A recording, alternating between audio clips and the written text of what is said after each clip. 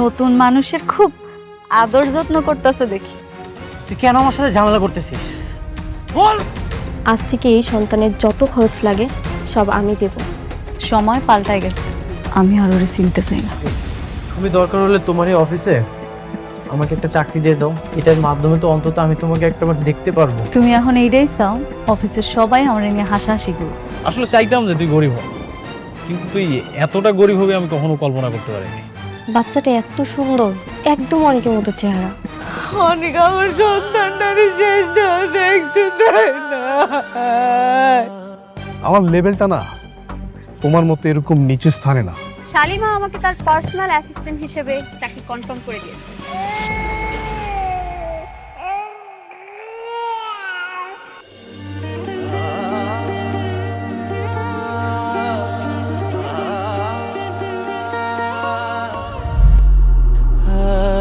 আপনি কে? আমি অনেক এদিক দিয়ে যাচ্ছিলাম, বাচ্চার কান্নার শব্দটা শুনে এখানে আসলাম। অনেক সুন্দর মাশাআল্লাহ। আসলে একা মানুষ তো, আমার স্বামী বাইরে কাজকর্ম করে, বাচ্চা সামলায় সব দিক দেখতে হয়। ছোট শিশু, একটু যত্নে রাখবেন। ওর মুখটা অনেক মায়া ভরা। ওকে যখন বুকে নিলাম কেমন জানি আপন আপন মনে হচ্ছিল। কিন্তু বলেন ভাই, এর আগে আমার 2টা বাচ্চা মরা হয়েছে, তারপর আমি ওরে পাইছি। ওরে আমার জীবন দেয়া হইল, ও যত্নে রাখবো।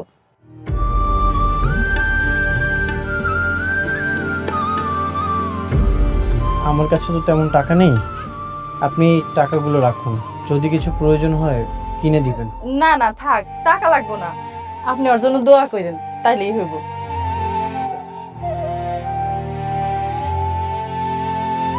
বাবা কান্দেন না বাবা, ও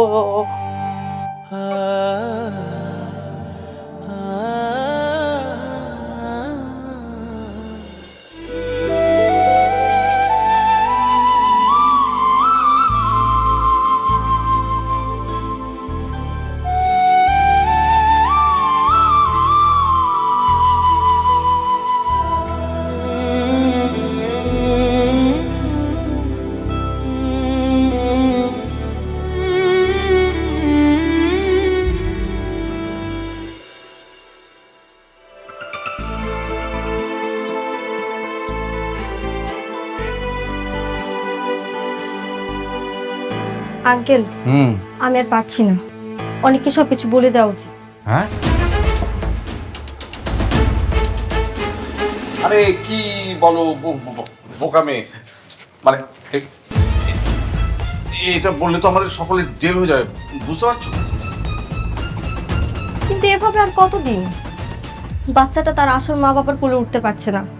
এই বাচ্চাটার জন্য অনেক আর মেঘলা আলাদা হয়ে গেছে, এগুলো কি সহ্য করা যায়? কিন্তু ওদের পরিস্থিতি ঠিক হয়ে গেলে তখন তুমি ওদের কাছে আমার শত্রু হয়ে যাবে। একদম একদম সত্যি কথা হচ্ছে কি মা, বৌমা আমি এক কথা বলি, মানে অনেক যদি জানতে পারে এগুলোর পেছনে আমরা সবাই আছি, তাহলে আমাদের কথা বাদ দাও, আমাদের কথা তুমি বাদই দাও, তোমাকে সে কোনোদিন ক্ষমা করতে পারবে? পারবে না, কিন্তু পারবে না। কিন্তু বিশ্বাস করেন আঙ্কেল, এত বড় একটা সত্যি লুকিয়ে রাখতে আমার সত্যি খুব কষ্ট হচ্ছে। আমি জানি না কতদিন আর লুকিয়ে রাখতে পারবো এই সত্যিটা।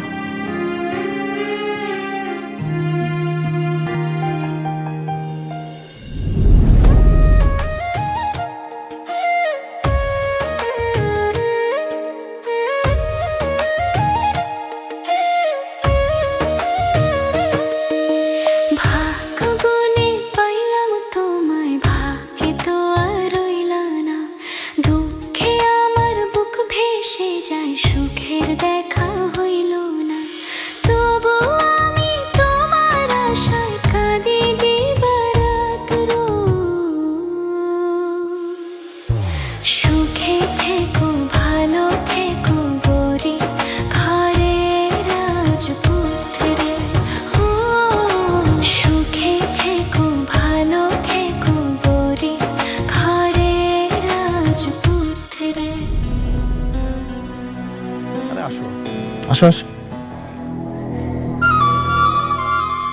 ও সরি, অনুমতি ছাড়াই চলে আসলাম।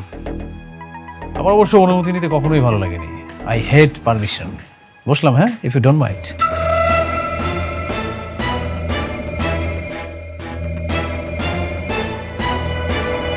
তোকে একটা দাওয়াত দিতে আসলাম। আমার বিয়ে ঠিক হয়েছে, আগামী শুক্রবার রাতুলের সাথে আমার বিয়ে। আগে তো তুই ফকির নিচ্ছিলি, তাই বড় জোর জন্মদিনে দাওয়াত দিতাম। এখন যেহেতু আমাদের লেভেলে আসছিস, তাই দাওয়াতটা দিতে আসলাম। বাহ, খুব ভালো কথা। যেমন কুৎসিত তোর মনটা, ঠিক তেমন কুৎসিত মনের জীবন সঙ্গী বাচ্চা নিছিস। খুশি হয়েছি। তোমার অনিকের থেকে কিন্তু আমি বেশ ভালো আছি। আচ্ছা, তাই না? একবার শান্তা, একবার নকল শালিমা, আর একবার সম্পত্তির জন্য আমারে, এখন আবার আমারই বান্ধবী টাকার জন্য নীলারে বিয়ে করা। ভালো তো, ভালো না? দেখ মেঘলা, বাজে অপবাদ দিবি না। ওর টাকা পয়সা দেখে যদি মেয়েরা পছন্দ করে ওকে, তাতে ওর দোষ কি? না না, দোষের কি আছে? আমি তো একবারও কই নাই দোষের কিছু আছে। তোরা দুইজনে এখন বিয়ে করতেছস, আমারে কইছস, আমি তো অনেক খুশি হয়েছি। সত্যি আমি অনেক খুশি। এই নে বিয়ের কার্ড, সময় মতন চলে আসিস। না, তা তো অবশ্যই। তোকে বিয়া বইলা কথা, আমারও তো আসতেই হবে। বাবু মিয়া,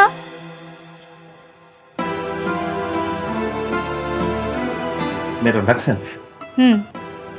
আগামী শুক্রবার আপনি ফ্রি আছেন না? জি ম্যাডাম, শুক্রবার তো আমার ছুটি, আমি অবশ্যই সেদিন ফ্রি আছি। আপনার একটা বিয়ের দাওয়াত আছে, এই নেন কার্ড, চলে যান। সিকিউরিটি গার্ড যাবে মানে? আমরা কি সিকিউরিটি গার্ডকে দাওয়াত দিয়েছি?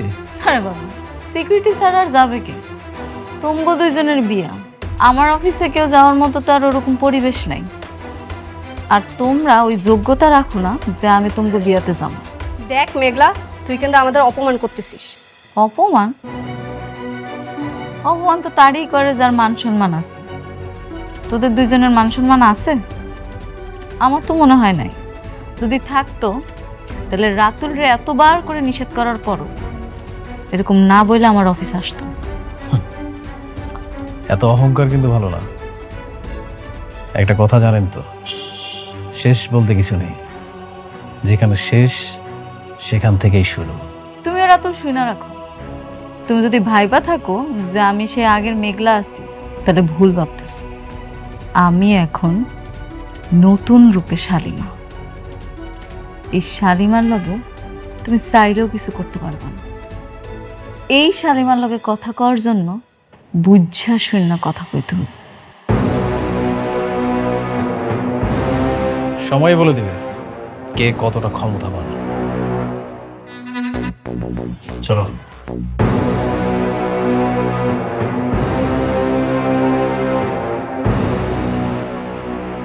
আপনি যান।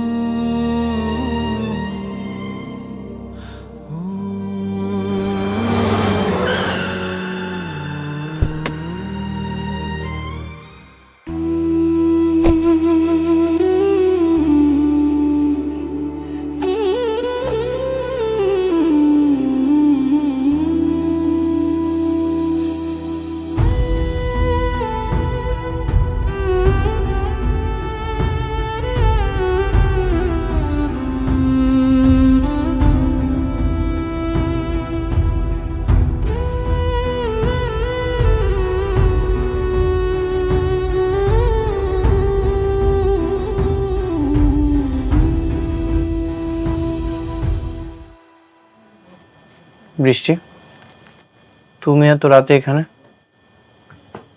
হ্যাঁ, আমি তোমার জন্য রান্না করে নিয়ে আসলাম। তুমি এখানে এত কষ্ট করে আছো, আর আমি বাসায় কিভাবে থাকি বলো? তুমি এখনই খাবারটা খেয়ে নাও।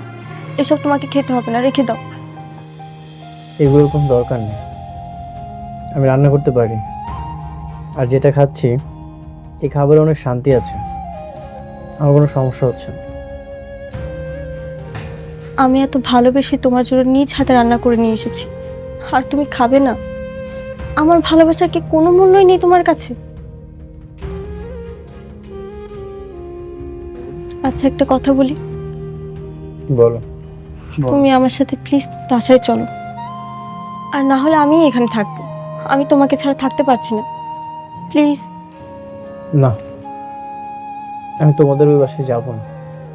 আমি যে পাপ করেছি সেই প্রায়শ্চিত্ত আমাকে করতেই হবে। আমার সন্তান আমার পাশেই ছিল, কিন্তু আমি বুঝতে পারিনি আমি অনেক বড় পাপ করে ফেলেছি। আমাকে এই প্রায়শ্চিত্ত করতেই হবে। আমি যদি পিতৃ পরিচয়টা দিতাম তাহলে মেঘলা হসপিটালে ভর্তি হতো, কোনো সমস্যাই হতো না।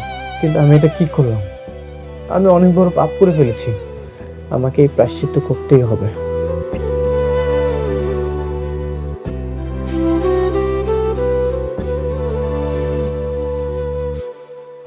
অনেক একটা কথা জিজ্ঞেস করি, মনে করো তোমার আর মেঘলার যে সন্তান মারা গেছে, সে যদি সত্যি সত্যি মারা না যায়, তখন কি করবে? যেটা হবে না সেটা বলে তো কোনো লাভ নেই। না, এরকম তো অনেক সময় হয়, তাই না? এই যে আমরা সিনেমায় দেখি, অনেক সময় বাচ্চা চুরি করে ফেলে হাসপাতাল থেকে, একজনের বাচ্চা আরেকজনের কাছে দেয়। তেমন যদি তোমার বাচ্চা অন্যজনের কাছে দিয়ে দেয় আর তাদের মৃত সন্তান তোমার কাছে দেয়, তখন? সন্তানের জন্য আমি দিনের পর দিন পাগল হয়ে যাচ্ছি। আর মেঘলা এই সন্তানের কথা ভাবতে ভাবতে ধ্বংস হয়ে যাচ্ছে। যদি তোমার কথা কখনো সত্য হয় আর আমি যদি সবকিছু জানতে পারি যে এই কাজটা করেছে, তার বুক চিরে কলিজা বের করে তাকে আমি খুন করে ফেলবো।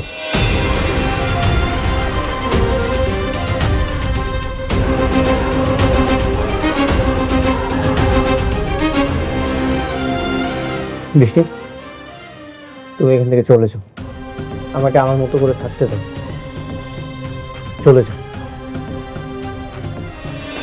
তোমার খাবারটা নিয়ে যাও।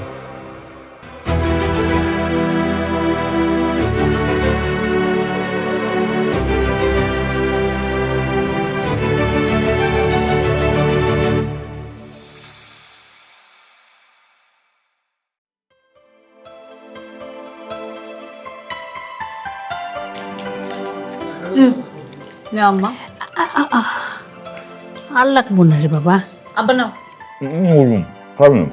শোনো আব্বা, ভাবতেছি কালকে তোমার দুইজনেরই আমার একটু অফিসে ঘুরে আন, যাইবা নাকি? কালকে যাইতে হবো মারে? আমি ভাবতেছিলাম তোর মায়ের নিয়ে আমাকে পুরান বাসা দিকে একটু যাবো। এখানে কদিন ধরে রয়েছি, কেমন জানি একটা খবরদার আব্বা, তুমি ওই বস্তিতে যাওয়ার নামও নিবা না। ওই বস্তিতে এখন অনেক থাকে।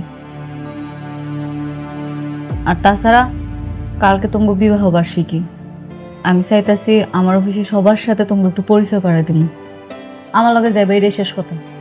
আচ্ছা ঠিক আছে, তুই যখন চাইতেছস তোর অফিসটা ঘুরে দেখে আসুন, তাইলে আমরা যাবো। তাহলে একটা কাজ করুন নি, আমি তো সকাল সকাল অফিসে যাবো, বিকালে তুমি বলে গাড়ি পাঠিয়ে দিব। না না মা, গাড়ি পাঠিয়ে দেবো না মা। তুই ঠিকানা দিয়া যাইস, ওই আমরা রিক্সা নিয়ে ঘুরতে ঘুরতে চলে যাবো। আবার গাড়ি থাকতে কে রিক্সা দেওয়া যায় তুমি কও? মারে, আমরা রিক্সা দিয়েই যাবো, গাড়ির মধ্যে না কেমন দমটা বন্ধ হয়ে আস। তুই চিন্তা করিস না, আমরা একেবারে ঠিকঠাক চলে যাবো নে। আচ্ছা ঠিক আছে, যাইও তাইলে। কিন্তু শোনো, গাড়িতে চড়ার অভ্যাস করতে হইব, বুঝছো? তো ঠিক আছে। আব্বা তুমি এক পিস মাংস নাও না। তো ঠিক আছে তো।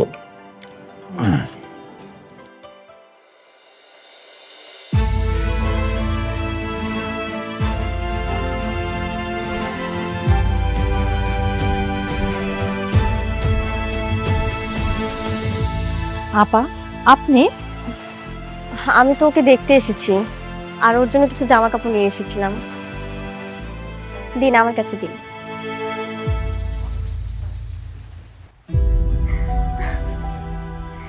ইস, আমাদের রাজপুত্রটা কি সুন্দর করে ঘুমাচ্ছে। এই যে বাবা, দেখো তো কে এসেছে, তোমার ছোট মা এসেছে। তোমার জন্য আজকে অনেক সুন্দর সুন্দর জামা নিয়ে এসেছি, সবগুলো পরাবো তোমাকে। আমার বাবাটা। আপা, ওর জন্য কিছু জামা কাপড় নিয়ে এসেছি, দেখেন তো পছন্দ হয় কিনা। আপনি আনছেন আর সেই জিনিস আমার পছন্দ হইব না, এটা কি হইলো? আচ্ছা, তাহলে আপনি একটু বসেন, আমি আপনার জন্য একটু নাস্তা নিয়ে আসি। আরে না না, আমি কোনো নাস্তা খাবো না এখন, আমি ওকে দেখতে এসেছিলাম। আর আপা, আপনাকে একটা জরুরি কথা বলার আছে। কি কথা? এই সন্তানের যে বাবা, সে খুব রেগে আছে। যদি ভুলেও কখনো জানতে পারে ওর সন্তান আপনার কাছে, তাহলে ও কাউকে ছাড়বে না। তাই আপনার আরো আগের থেকে বেশি সতর্ক থাকতে হবে। আচ্ছা ঠিক আছে, আমি সতর্ক হয়ে চলবো। আর কি যে বলেন আপা, এই বাচ্চা যে আমার না, এটা যদি আমার স্বামী জানতে পারে তাহলে সেও তো আমার একেবারে মাইরে ফেলাইবো। চিন্তা করবেন না আপনি, আমি আপনার পাশে আছি। আপনার বিপদে আপদে সবসময় পাশে থাকবো। আপনি আমাকে সবসময় কল করে জানাবেন কি হয় না হয়। আচ্ছা ঠিক আছে। এই যে বাবা, ঘুমোচ্ছ?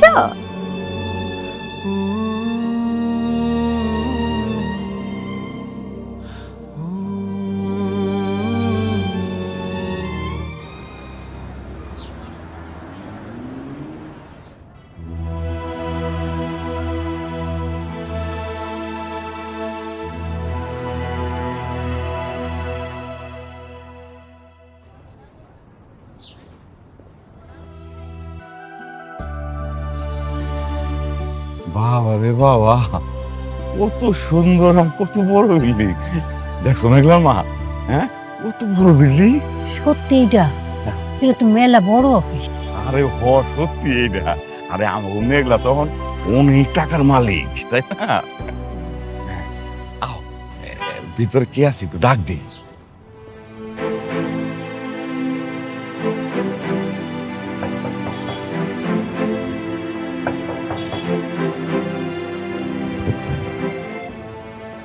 কি খবর? কাকে চাই? না, এই যে এই অফিসের যে মালিক, আমরা তার কাছে। আপনারা কি ভিক্ষা করতে আইছেন না? হ্যাঁ, এখানে ভিক্ষা নাই, আপনারা আসতে পারেন।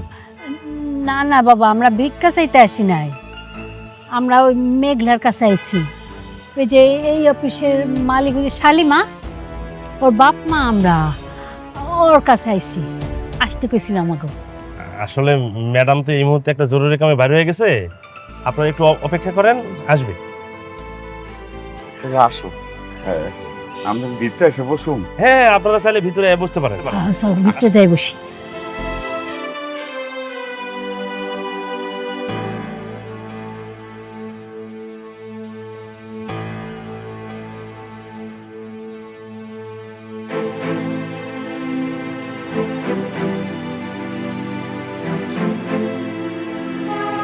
আপনারা এখানে বসেন, ম্যাডাম মিটিং শেষ করে এখনই চলে আসবে। বসেন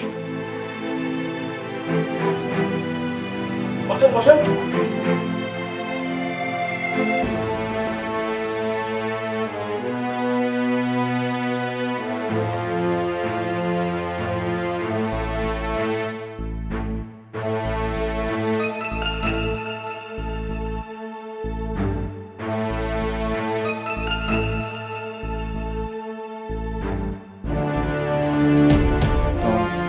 ওয়ালাইকুম আসসালাম।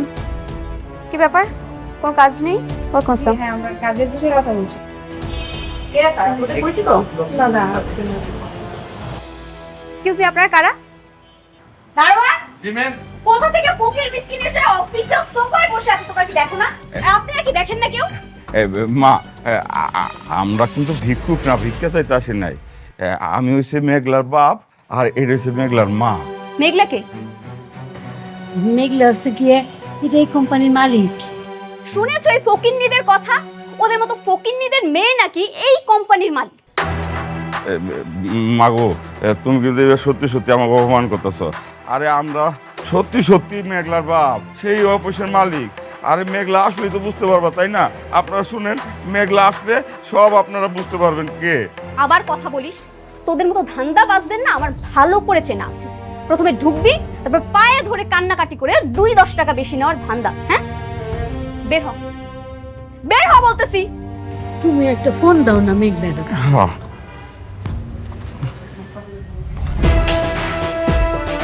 ও বুঝেছি, তোরা তো ভিক্ষা করতে আসছিস, টাকা না দিলে এখান থেকে যাবি না। এনে এনে 500 টাকা, আর নে। এই 500 টাকা সারাদিন ভিক্ষা করলেও ইনকাম করতে পারবি না। এই 500 টাকা নিয়ে এখান থেকে ভাগ। আর কখনো যেন এই অফিসে তোদের দুজনের মুখ না দেখি। বের হ, বের হবি না? না সোজা কথা শুনবি না? ঠিক আছে, বাইরে বাইরে আগে শুনো না, কথাটা শুনো। আরে আসুন। মারে একটু কথাটা শুনো কোনো না। কথা নেই, বের হন। গেট খোলো, বের হন, বের হন, বের হন, বের হন।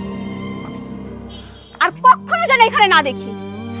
আর আপনি নিজের দায়িত্ব বোঝেন না? নিজের দায়িত্ব যদি পালন করতে না পারেন, চাকরি থেকে বের করে দিব। আচ্ছা ঠিক আছে ম্যাডাম, এখন থেকে ঠিকভাবে পালন করব।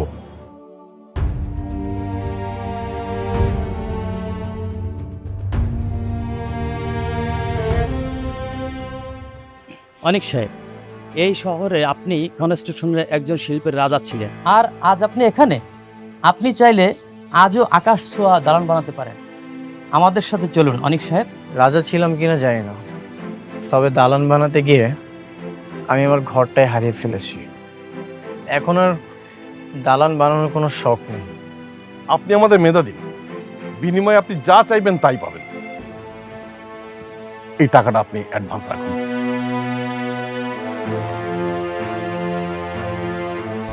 ভুল বলছেন, টাকা শুধুই মানুষের প্রয়োজন মেটায়, শান্তি না। আজকে আমি এমন একটা জায়গায় দাঁড়িয়ে আছি যেখানে টাকার শব্দ খুব অদ্ভুত শোনাচ্ছে। দেখুন অনিক সাহেব, ভালো প্রস্তাব বারবার আসে না, অন্তত নিজের জন্য বাঁচুন। এই টাকাগুলো রাখুন। আপনারা আমাকে সুখ কেনার বুদ্ধি দিচ্ছেন। আমি আমার সর্বস্ব হারিয়ে দেখেছি। পৃথিবীর সবচেয়ে দামি জিনিসগুলো ব্যাংক ব্যালেন্স দিয়ে কেনা যায় না। কেনা যায় না মানুষের চোখের পানি, কেনা যায় না সন্তানের হাসি। আপনি কি সে ভুলটা এখনো ভুলতে পারেননি? অতীত তো আর ফিরে আসবে না অনিক সাহেব।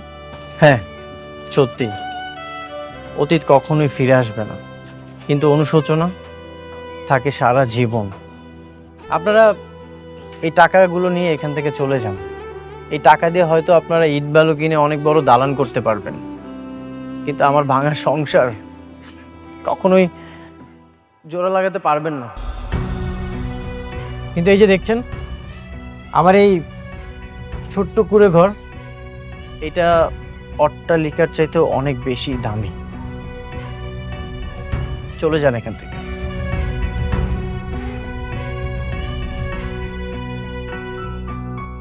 কি দরকার আছিল এখানে আসার?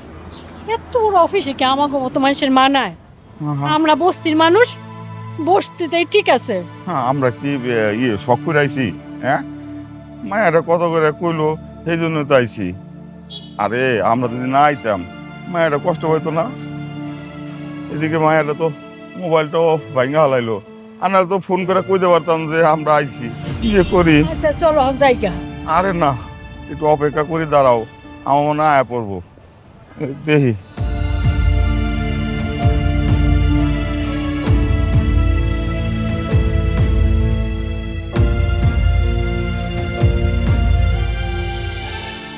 কি ব্যাপার, আপনারা ম্যাডামের মা বাবা না?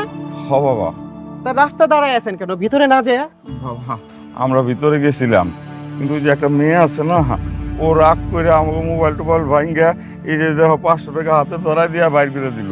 সরি আঙ্কেল, আপনারা হয়তো বা চিনতে পারে নাই। ম্যাডামের আসার আর 10-15 মিনিট বাকি আছে, ততক্ষণে চলে আসবে। আসুন আমার সাথে ভেতরে। ভিতরে যামু? আসুন, আরে আসুন না।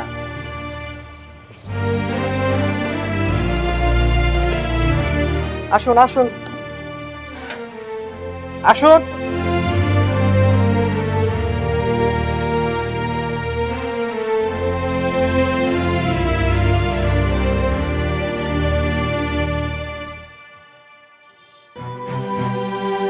আপনারা বসেন, আন্টি বসেন।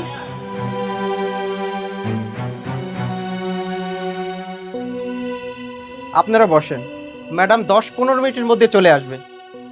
আমি একটু কাজে যাচ্ছি। আচ্ছা চাচা, ওনাদেরকে চা নাস্তা দেন। তাহলে আপনারা থাকেন, হ্যাঁ? ওকে, আমি কিন্তু গেলাম।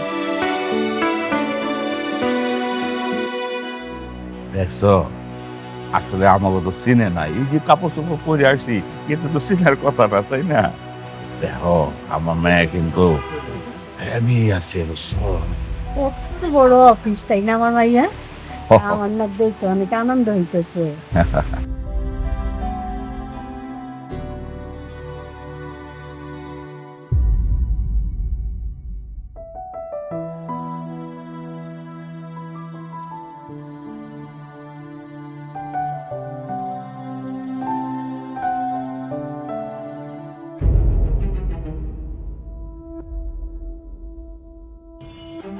কি ব্যাপার?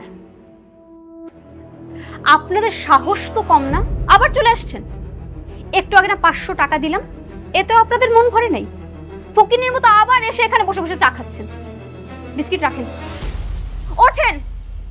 বিস্কিটটা রাখতে বলছি না? এইগুলা কি কও মা? তোমার না কইলাম এইটা আমাকে মাইয়ার অফিস। মিথ্যাবাদী ছোট লোক কোথাকার, কথায় কথায় মিথ্যা কথা বলে। ওঠেন বলতেছি, বিস্কিট রাখেন, ওঠেন। তুমি কিন্তু খামাখা আমার সাথে খারাপ ব্যবহার করতেছো। তোদের মতো ফকিন্নিদের সাথে আর কি ব্যবহার করব? তোরা তো রাস্তার ফকির। এত সুন্দর বড় অফিসে এসে বসে খাবার খাওয়ার যোগ্যতা তোদের আছে? যোগ্যতা তো নাই। তোরা তো রাস্তার পাশে ডাস্টবিন থাকে, ওই ডাস্টবিনের থেকে খাবার তুলে খাওয়া তোদের অভ্যেস। আসছে এখানে ফকিন্নি ধান্দাবাজগুলা। আমরা বাট পান না, তুমি মাইয়াটা ভালো না। সে কখন থেকে আমাদের লোকে খারাপ ব্যবহার করতেছো? কি বললি? আমার সাথে বেয়াদবি করলি? বের হ এখান থেকে, বের হ।